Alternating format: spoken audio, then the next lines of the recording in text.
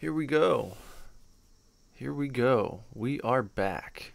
We are back live with me sitting down on my computer for the first time and in a few days.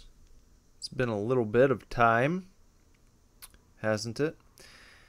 Everyone, this is Nicholas Villars, one half of the synth pop duo known as Super Divorce, and I am here with you live. You're watching or listening to Super Divorce on YouTube. Hope you're having frog in my throat. Hope you're having a wonderful day today. I'm just going to make sure that yeah, we're good there. Good on the sound, good on the live video. I always have to check the feed at the very beginning just to make sure that all the sound and such is going as planned. But here we are. Yesterday, Bender and I, as well as... Oh, hold on one second. I'm getting a... Hold on. I'm getting a phone call. They're going live. Hello, you're live on YouTube. Oh, no, that's really embarrassing. Well, that's what happens. Oh, crap. Well, I'm going to leave my question to myself because you were already going to make fun of me anyway. So, Okay. I'm just trying to find your grandma's house, and I went a different way, and I don't know how to get there now. Well, that's problematic. Why don't you You know call what? her? Because I'm trying not to embarrass myself even more. Well, I don't know her. I don't know the address off the top of my head. I just know how to get there. Yeah, I know. I'm on Mound. I was going to have you tell me how to get there from here. Well, I don't know. Okay, well, I don't know where you are on I'll Mound. just drive around until I find it then. Just call her. No. So you'd rather just drive around aimlessly than just call her. She's probably less than 5 minutes away from wherever you are right now. Well, I know, like, where I am. I just don't know how to get here. Well, I just drove past Miamisburg Mound. yeah, you should probably just call her. Left-hand side. Oh, no. Well, all right, have fun with your video. Okay, love you, bye. Bye.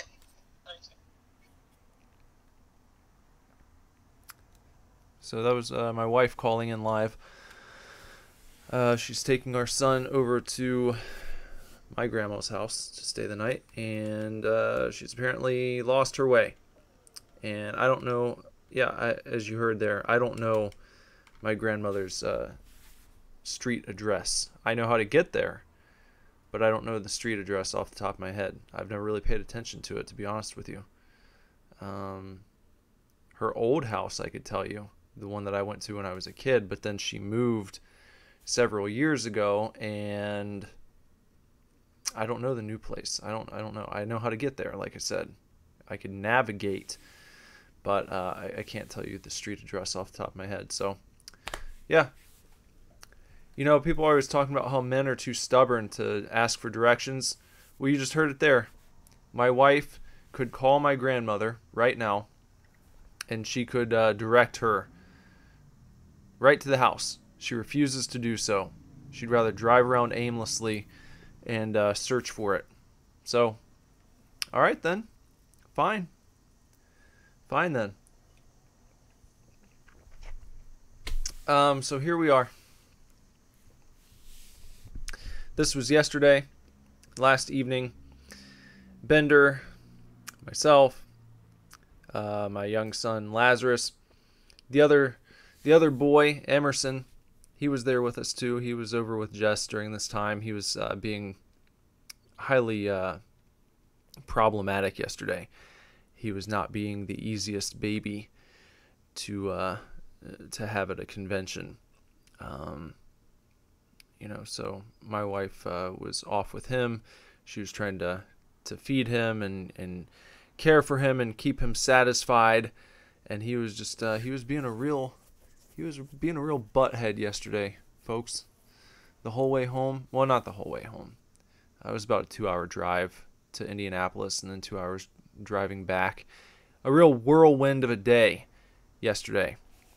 Pretty much all for meeting Kane and then for meeting one other person. But we had talked about doing this on the Super Divorce Supercast maybe a month and a half ago when we talked about Hard Bodies. We watched the movie and then we did a podcast about it. And on the podcast, we talked about getting Laserdisc copies, and then we were both going to take them to Horror Hound and have them signed by Kane Hodder, which we did. We followed through. We made it happen. You can actually see right here on both Laserdiscs, he has signed his name. He signed Kane Hodder, and then in parentheses, or in quotations, Older Geek, which is the name of the character that he plays in Hard Bodies. Not really a role that he is known for. He was very surprised that we picked him out. So he said that he does not sign Hard Bodies merchandise very often, maybe a couple times. And that's saying something, because this gentleman here does a lot of conventions. He does a lot of these things. He's signed who knows how much merchandise in his career, but for the most part, he's probably signing merchandise for Jason movies, and then his newer, what's his newer character? Hatchet, and the guy that he plays in Hatchet is Victor Crowley. That's it. I've never seen the Hatchet movies, but I know of them. I'm sure Bender's seen them. But we were there, we hung out. This was him. He turned around, he was telling the people at his booth, can you believe this shit? He couldn't believe it. I walked up with one, and I had him sign mine, and then Bender's like right next to me, and he looked down and saw another one. It was just like, oh my God, are you serious? But he thought it was pretty funny. He was a good sport about it, and we talked to him for a few minutes. He was really nice.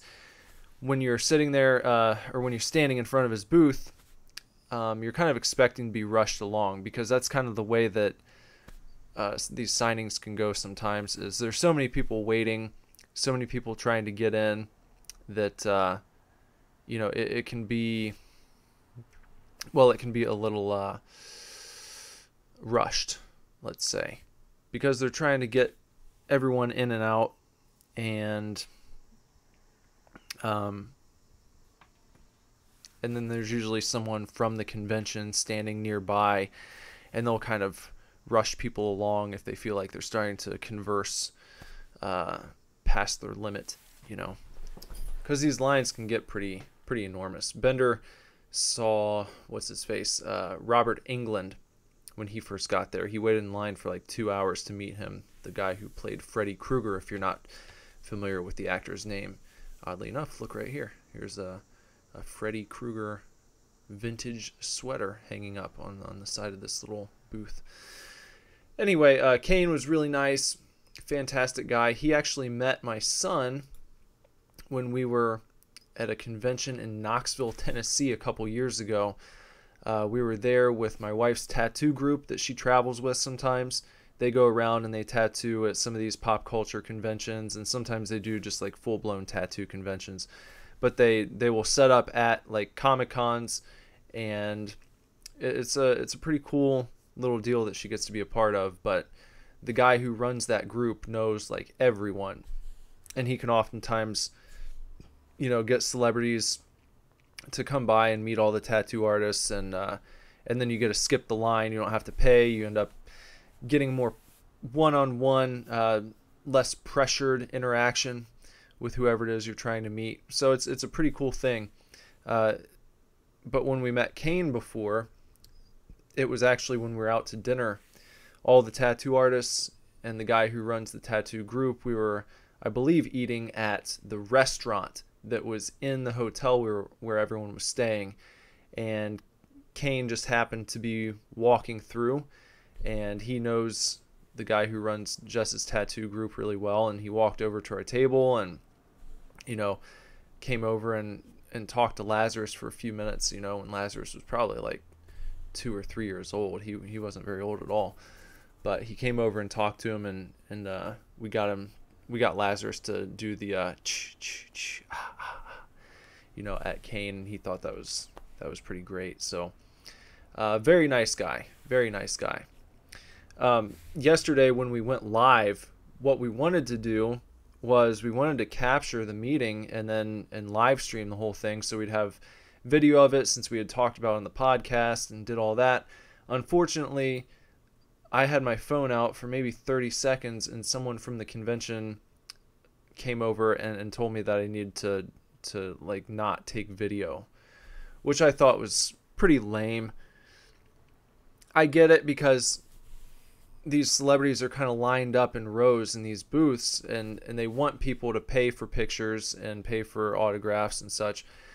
So I understand it, but it's like we were standing in line to see Kane and we were going to pay. We ended up paying. It was like $60 for the combo of the picture and the autograph, which is pretty standard fare for something like that.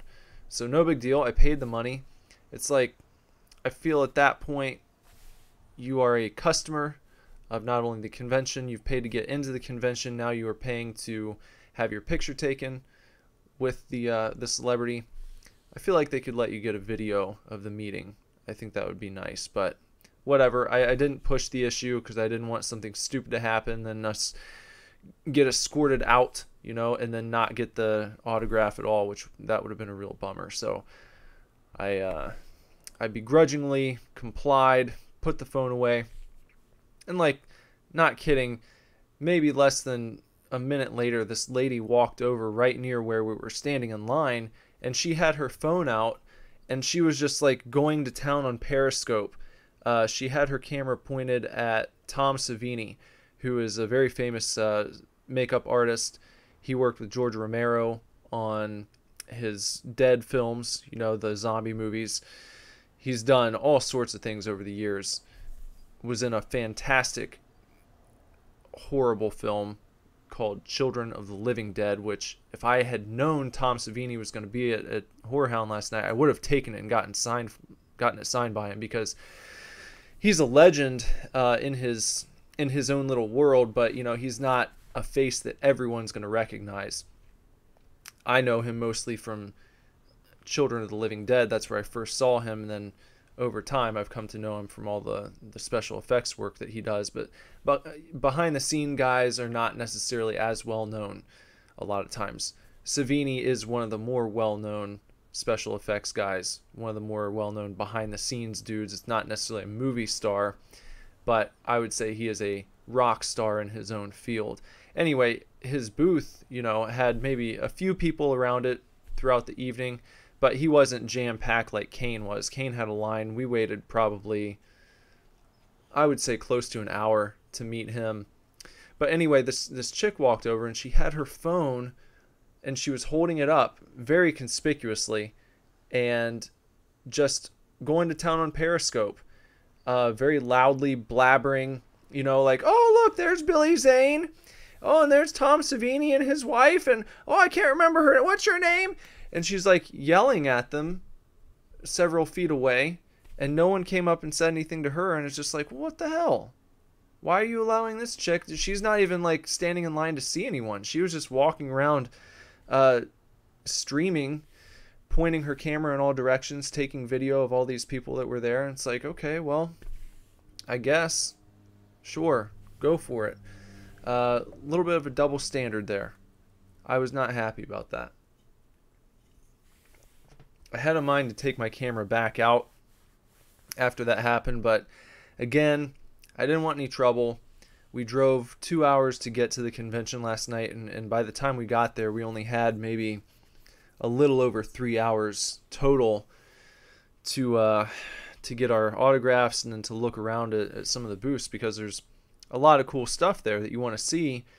And it was so hurried last night. It was pretty hectic to get in and get everything done. We didn't have much time to look around at all of the cool stuff that the vendors have for sale.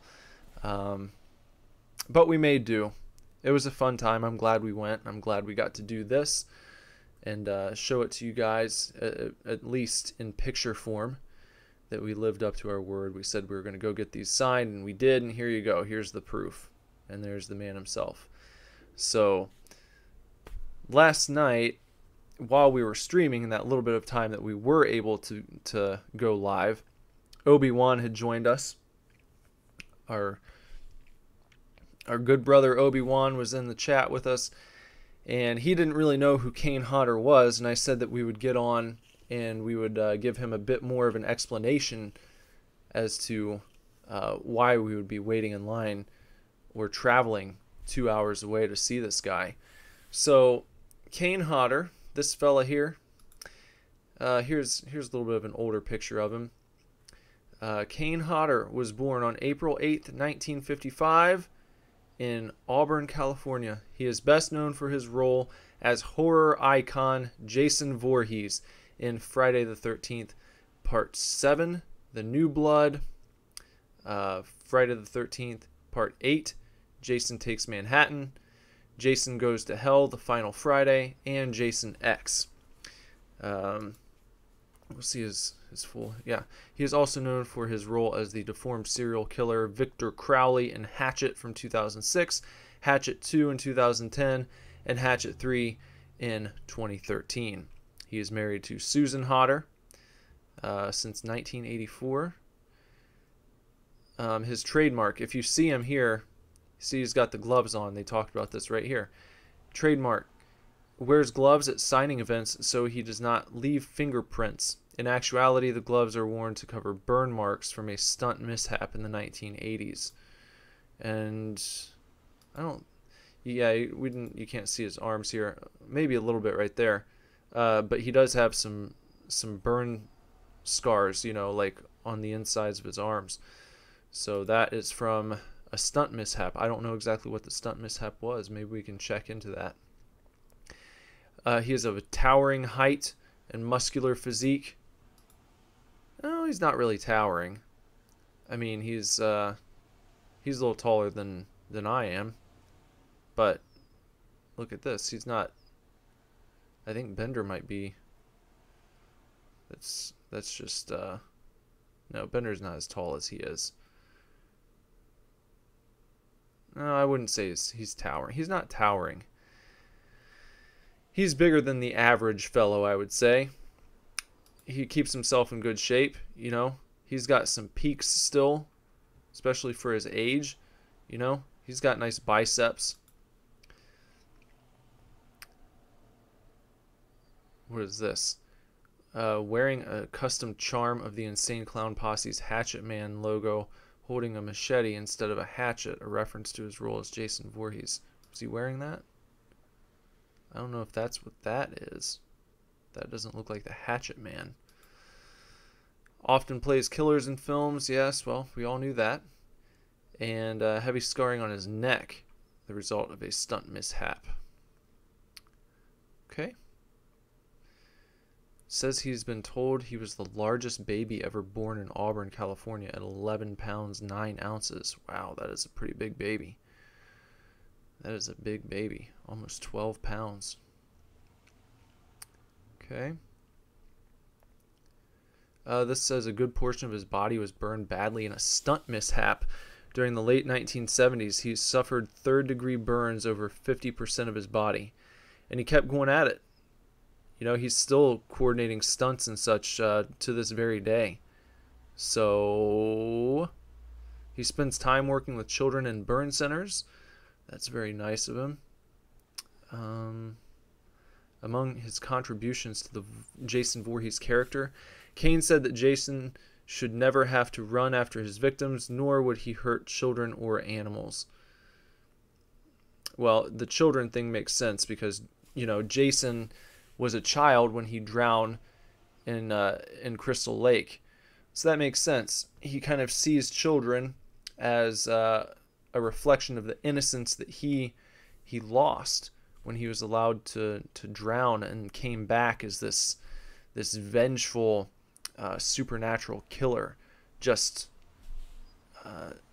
animated by hate, animated by a thirst for vengeance and getting back at those who not exactly let him die, as he obviously goes after people other than the counselors who were supposed to have been watching him, he goes after camp counselors in general, seeing them kind of, again, they are the reflection of the people who let him pass away.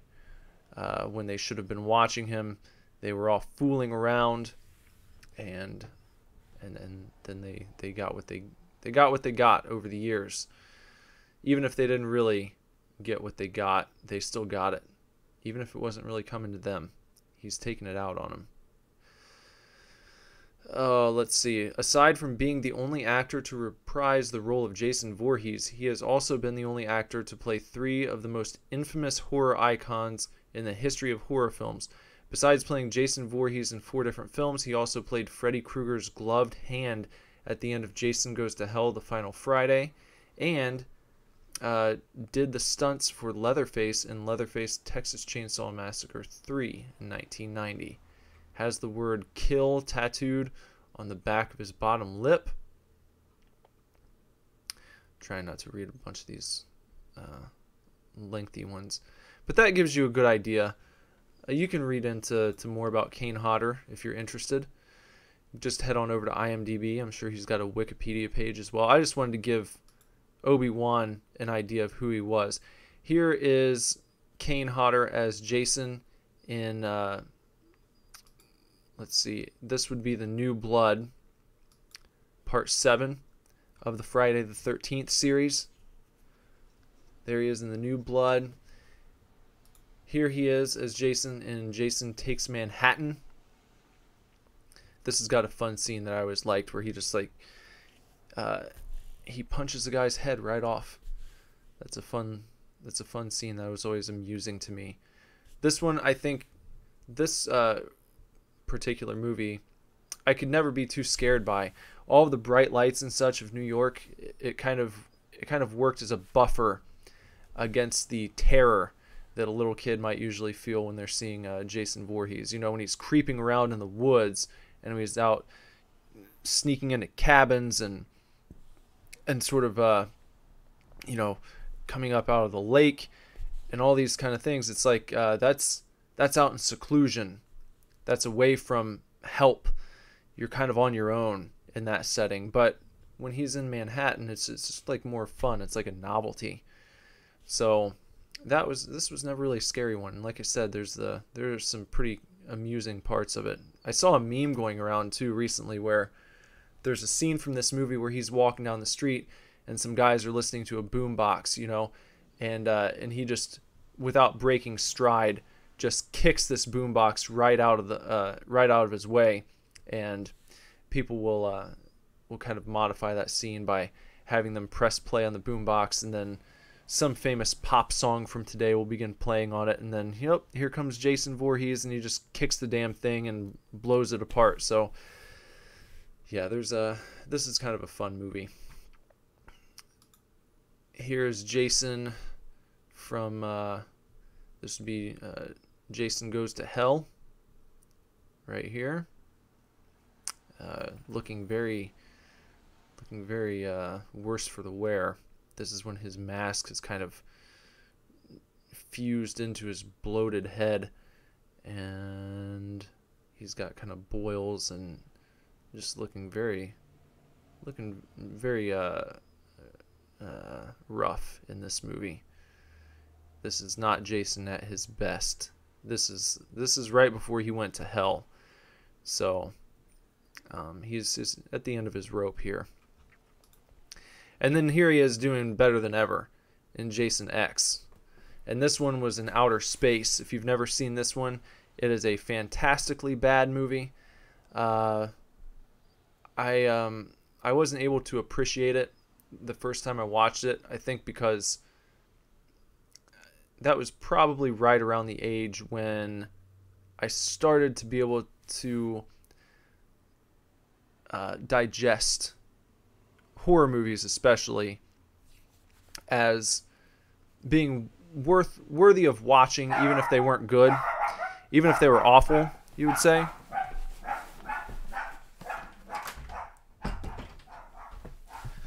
Sorry, dogs went crazy.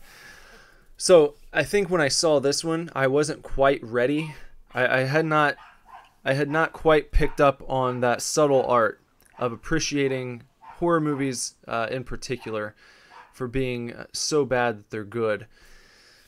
And so I was just disappointed in this one the first time I watched it, but now I can put it in, and I could appreciate it, because it's it's absurd, it's ridiculous, especially for a Jason movie.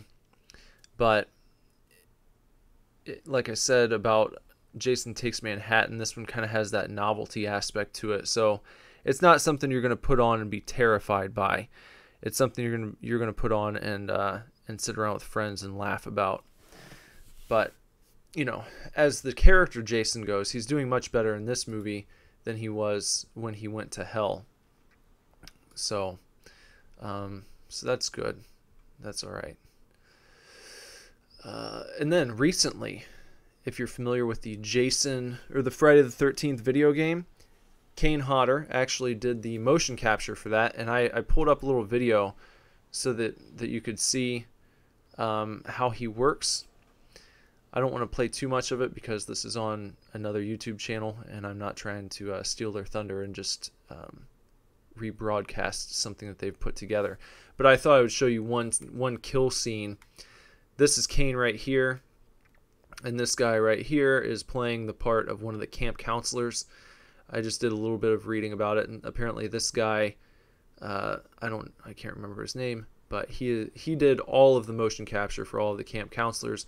Of course, Kane Hodder here playing the role of Jason, and you can see, I'm just going to play this real quick. So here he's like pushing him against this wall, and you can imagine this is like a door slamming. I think that's the death sequence. So he's really putting some oomph into it, and then the guy just falls over dead. So yeah, it's kind of fun. So that's Kane at work. And here's Kane in Hard Bodies, in case you were wondering. This is how he looked in Hard Bodies. And I don't know how we picked him out when we were watching this movie, but there he is. Just for, a few scenes. He told us he had a fantastic time making the movie. He loved being on set. He was just like, well, he made it sound like it was a big party. So I think if you watch the movie and see what's going on in the film, it's probably a kind of reflection of what was happening on set or behind the scenes when they weren't filming. We're just partying all the time, a bunch of scantily clad women, a lot of drinking, a lot of fun, and it's not like they're giving Academy award-winning performances or anything. So I think he did say that they called him old man on the set because he was like 29 at the time. Everyone else, a lot of the actors, except for the older guys, of course, the three businessmen or whatever who go to the beach on their little trip, those guys obviously were older than 29. But as the younger cast goes, Kane was in the upper echelon of the age brackets. He said most of the people were like in their early 20s and kind of looked at him as grandpa. But there he is. There's Kane Hodder in Hard Bodies as older geek. What else we got here? So then also I wanted to show you this. This was pretty fun. We got to meet Terry Kaiser, this guy right here. He played Bernie Lomax in the Weekend at Bernie's movie. There he is as Bernie Lomax. Of course, Jonathan Silverman and Andrew McCarthy here on the right. If you're not familiar with Weekend at Bernie's, it is another amazing film. Not going to win any Academy Awards, but it's one that you can watch over and over again. So I told Terry, I was like, I've been watching Weekend at Bernie's since I was his age, and pointed to Lazarus, and he's like, that's so cool to hear. And he talked about how awesome it was that when he does these conventions, he always has those stories. People always come up to him and tell him that they loved Weekend at Bernie's when they were a kid. Now they're showing it to their kids, and they think it's hilarious. And it's just one of these movies that's stood the test of time. Even though it's not an art house film, it's not going to win, or it didn't win any awards. It's not going to go into the Smithsonian or anything like that, but it's going to continue to get passed on. People are going to continue watching it. I'll continue watching it, and it's just a silly comedy movie from a better time in comedic film, in my humble opinion. It's like the two guys get invited to their boss's house for the weekend, and they show up and he's dead, and and for various reasons they have to basically walk around with him and make it seem as if he's still alive. He's like kind of the life of the party on this little beach town that he lives in, and so almost as soon as they show up, people start coming over, and there's like supposed to be a big party that night, and they're concerned that if they call the police will think that they killed him, so they sort of just keep up appearances and let him sit there on the couch when this party begins, and they're like, someone's going to find out, someone's going to notice that he's dead, obviously, but people come up, they'll talk to him, they think he's just wasted, someone will sit down on the couch and ask him a question, and someone else will sit down next to him, and his head kind of moves to one side, so people think he's responding to them just by happenstance, and it continues on this way throughout like the course of a weekend. It's hilarious. If you've never watched it, you need to.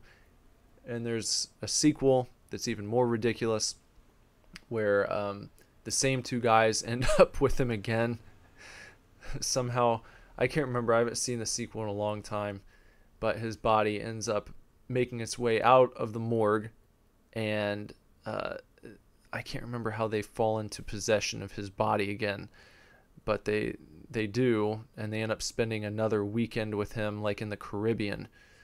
And Bernie gets a curse put on him, so whenever music plays, he gets up and starts doing this really strange zombie dance and walks towards, I think he's walking towards like a buried treasure of some sort.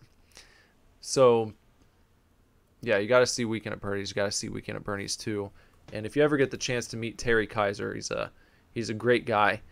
He was totally up for a nice chat. We talked to him for probably, I would say, maybe about 5 minutes or so, it's pretty interesting when you meet someone who plays a character that you've been watching your entire life. You don't know exactly what to say, but I just kind of thanked him for providing for providing the work that he put in this movie, and for all of the laughs and enjoyment that I've had watching it over the years. And he actually did tell me that at one point he had written a script for Weekend at Bernie's 3, but MGM wouldn't allow him to make it. And I was like, oh man, that's such a bummer. Bender and I told him that we did a podcast, an episode of the Supercast, where we just discussed Weekend at Bernie's throughout the whole thing, and we talked about a Weekend at Bernie's 3 and came up with a story for it and whatnot. But he told us that I think his idea for Weekend at Bernie's 3 was going to be Bernie does extreme sports. So I'm not sure exactly how that would have worked out, but I would have watched it. I will tell you that much. I would have watched that movie, and I probably would have loved it too. Good old Bernie Lomax. What else happened at Horror Hound in the short time we were there? I went over and tracked down the World Class Bullshitters table. I found their booth, but when I showed up, this is what I saw. And there's some more beer over here on the left that you can't see, but it was just like empty beer bottles, a napkin, and some little flyers and cards, and whatever, a can of Coke, and a can of pineapple juice. So I tweeted at them. They didn't write me back, but I said it was my experience with them. I showed up to bullshit, and my experience was not world class. It was not a world class experience with the world class bullshitters, and I think that they should have cleaned up after themselves too. I would not have left this mess on my booth. This is no good. I know they have people there to clean up, guys, but and I doubt they're gonna watch this. But what's this guy doing? What's this guy doing with 170 subscribers? Admonishing us for leaving our table dirty. Well, clean up after yourself. You know, you're out there. Don't leave your old bottles just sitting at your booth. That's not what you want people to see when they come up. You leave flyers. That's good. It was good to leave flyers, but you don't want this. This is a mess. You don't want people who are coming to see you to walk up to your booth and just and get this impression of you, that you're the type of guys who just leave your old beer bottles just strewn about. Someone had to clean this up. I hope world-class bullshitters came back and cleaned everything up. But I was hoping to stop by and say hello, and no one was there. They took off early. They took off early and they left a mess. That's no good. That is not world class. So I'm calling them out on it. I don't care about my channel size. I'm calling them out for not picking up, and I'm also calling them out for taking off early. Not a good look. It's not a good look, as they say.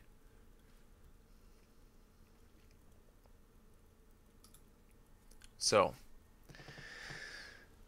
that just about covers our little trip to Horror Hound in Indianapolis yesterday. It was a fun time. Glad I went. Made for a hectic day. I came home last night. Actually, we got back at, I don't know, maybe 1:30. And then I came into my office. Came in here. What did I do after that? I had to... Oh, I buttoned up some editing on this little kind of promo deal that I made for the ending of our recorded videos. So you'll probably see that on all of them now. If that annoys you, I'm sorry, but we've got a shill. We got a shill, and I'd rather just have something that we can plop in at the end of every video as opposed to going through the diatribe live every time that we have to record something, or trying to find some way to work it in the beginning or in the middle. I just made a nice clean video that we can, like I said, just plop in there, just fit in, snap it in, whatever you want to say. It'll be in addition to all of the regular uploads that we do here. So you'll see it at the end of the Supercast episodes. You'll see it at the end of Super Divorce Gets Beer. And then any other recordings that we decide to throw up here, they'll have that little outro advertisement where we kind of run through all the things that we would like to see you do as a fan. We would like you to subscribe and comment and all that kind of stuff. So I guess I still have to say it here because I'm live and there's not I'm not playing it at the end of this one. So while you are here, please subscribe to our channel, like this video. Share it with your friends. Bring your friends on over and tell them, like you, to bong the gong for notifications so that when we go live, you can join us for some chats. You can ask us whatever you want to, and have a good time. Hang out. Get that banter going. In addition to that, head on over to Spotify. If you use Spotify, follow us there. Look up Super Divorce. Listen to our newest album, Action Figures. 10 songs of synth pop magnetism. And if you like what you hear, head over to superdivorceme.com. Pick up a copy on CD, cassette tape, or vinyl record. And also grab yourself a Super Divorce Rules t-shirt while you're there. If you'd like to support us on Patreon, head on over to patreon.com/superdivorce. You can pledge at a $1 level just for fun, just as like a tip of the cap. If you pledge at least $2 a month, then that means once a month you will have an opportunity to write us a question that we will answer on an episode of the Super Divorce Supercast. So just $2 a month. $2 or more. You can pledge more if you'd like to, but at least $2, and you can throw us a question that we'll answer. So that's that. I'm going to get on out of here. I'm going to work on a video as well. I don't know if I'll upload it tonight. Andrew is coming over. We're gonna record some more sequential Star Wars. Hopefully you guys are enjoying those. Coming out at midnight every night. But I've got another video that I'm going to record here and throw up. They released some new excerpts from the Han Solo novel, the novel adaptation of the movie, with apparently extended scenes and such, and more background information. Things they probably should have put in the movie that they are deciding to just throw into the book, because, of course, it does not cost money to add extra scenes to a book. You can just write whatever you want. You can tell people additional stories, and you can say, oh, well, yes, well, this just, we think it translates better into the written word as opposed to something you would watch on film. Yes, yes, of course.